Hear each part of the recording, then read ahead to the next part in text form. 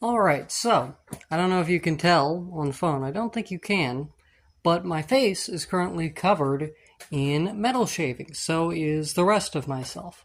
So, that's a little hint as to what I was doing today. Cutting metal. So you can see here the remains of a lawnmower blade that some psycho came along with an angle grinder and cut it up into a bunch of pieces and took apart the perfectly useful pieces of said lawnmower blade. That psycho was me.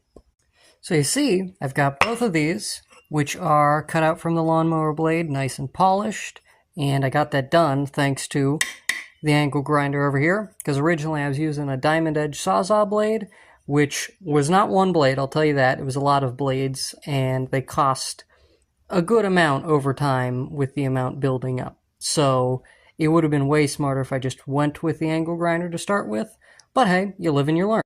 Anyway, the idea is, while these, at the moment, are not sharp, I can always sharpen them later on. These could act as, like, ooh, you could punch with the shield and have all that force concentrated to the one point, thanks to the fact that they come to a point, even if it is dull.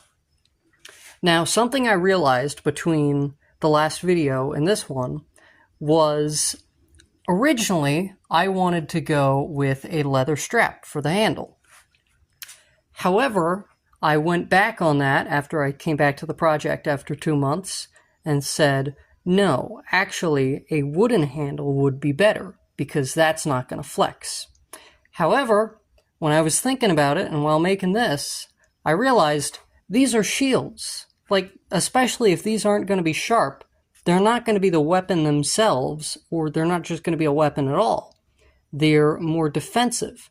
So, how would you have a weapon while having the shields? You have a strap, so you can still hold something in your hand along with the shield part itself.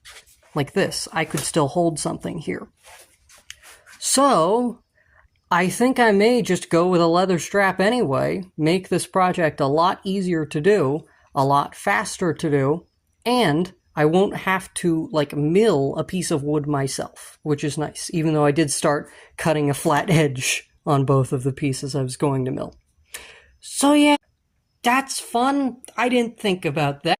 Oh, and before anyone asks, the way I'm going to attach these to the shields is I'm just going to drill a hole straight through and bolt them on, which should be pretty useful, not pretty useful, but pretty easy to do.